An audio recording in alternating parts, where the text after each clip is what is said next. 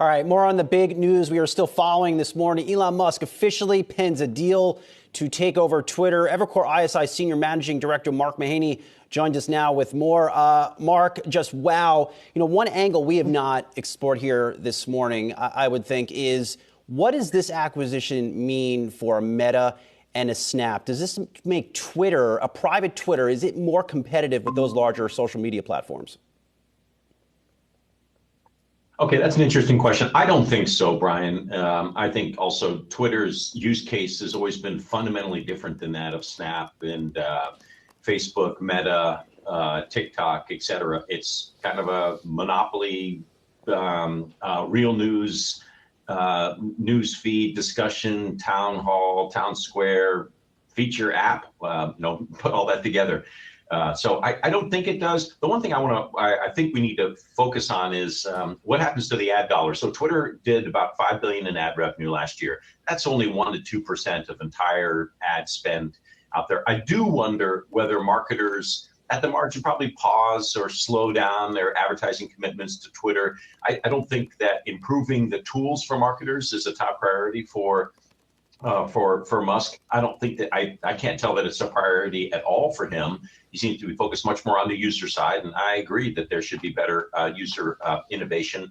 But the people who pay the bills at Twitter, the advertisers, I think they're going to, at some level, likely shift some of that ad spend back to some of the other platforms, whether that's Google, Facebook, Snap, Reddit, TikTok. And we're talking small numbers here, again, 1% to 2% of total internet ad spend. But my guess is that that's going to likely happen. And so there's a very small positive in here for some of the other platforms. Mark, it's Julie here. And you talked about the people who pay the bills being the advertisers. Maybe going forward, the people who pay the bills will be us, the users of Twitter, right? Do you think that going further into a subscription model would be a good idea for Twitter? Will it get enough subscribers if it does that? I think the idea of having some sort of, Twitter does have a subscription service now. I don't think it's that widely popular. So we did survey work. I've surveyed Twitter over the last 8 years, every 6 months or so. Last couple of times we have tried to sense what level of interest there really was in the subscription service. Not surprisingly, it's only about 10% of users that would be interested in a paid subscription service. And we've seen the subscription service that Twitter now has kind of ramp out, but relatively slowly. So yeah, I think spending more time building out a better subscription service, I think makes a lot of sense. Lowering the price, I don't think that's a big issue. We're talking like a difference between $2 and $3 a month. I just don't think that's a game changer one way or the other. So I don't think there's any downside to emphasizing more of the subscription business. I think, and it probably doesn't matter. It's a private company now. The question is, what do you want to do about that $5 billion in ad spend? And do you want to try to encourage that or not? And I just don't think that that's a major priority for Musk. And I think marketers will probably react to that by, kind of cooling off the growth in their spend with Twitter. And Twitter is always a small part of advertisers, marketers' internet spend. My guess is that the margin becomes a smaller part. Right. That makes sense, Mark. And you're in an interesting spot as an analyst here covering this company because you won't be covering it anymore once it goes private, of course.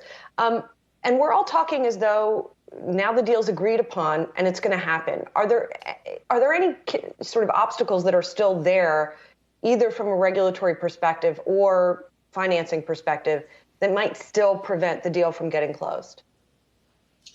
I'm sure there is. I'm sure there's some small risk. I think it's relatively small, single-digit percentage chance that the deal doesn't get passed. Something would have to come up that would really ensnare Musk, or some sort of detail would have to come up that would have regulators step in here. And it's unclear to me what that is. So I think it's a very, very strong probability that this deal goes through. And I think about it from a shareholder perspective.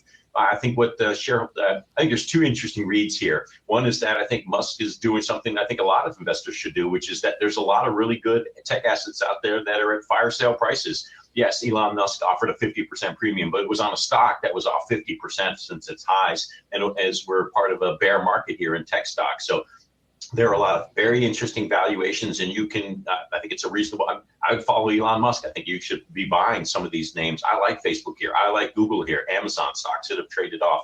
The second thing is I find interesting that the largest shareholders decided, hey, we'll take 54.20. I'm sure a lot of them had internal models that had the stock worth a lot more than that within a 12-month perspective.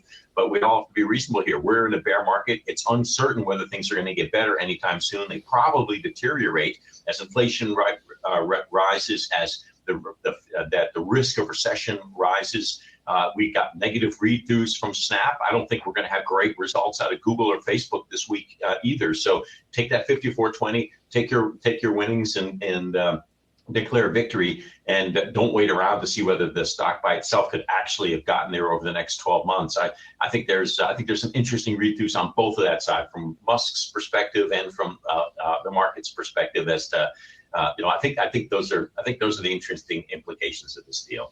Mark, if you're Evan Spiegel over at Snap, founder, you're Mark Zuckerberg over at Facebook/Meta, founder, and you see this deal happen for Twitter at a premium, are you inclined to ramp up stock buybacks to help support your stock price? Are you thinking about taking your company private?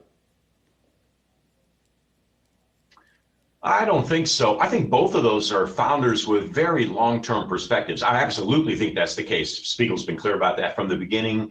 Zuckerberg has got a 5 to 10 year plan for the metaverse. So, I mean, these are the kind of entrepreneurs that have been enormously successful because they've operated well near term and they've had great long-term vision. If you've got great long-term vision, there's no way in heck you're reacting to a bear market. We're going to have them every 5 years or whatever. I mean, don't let the markets determine what your corporate strategy is. Maybe your financing strategy, but not your corporate strategy. So I'd be shocked if Spiegel or Zuckerberg really reacted materially to this. And then the multiple on Twitter, they sold for about 7 times sales, which is actually the average multiple that Twitter has traded at in the past. So I don't think this deal would have occurred last year. I think Musk's timing was genius. Step in with a big premium offer when the stock had been dramatically traded off as part of a bear market in tech stocks. I think my guess is that Zuckerberg and Spiegel both realize that, and there's no way in heck that they're going to give up their company to somebody who just comes in with a nice offer during a bear market. Makes sense, Mark. Thank you so much. Mark Mahaney, always great to get your perspective on these big tech stories. Really appreciate it. Mark is the Evercore ISI Senior Managing Director and Head of Internet Research.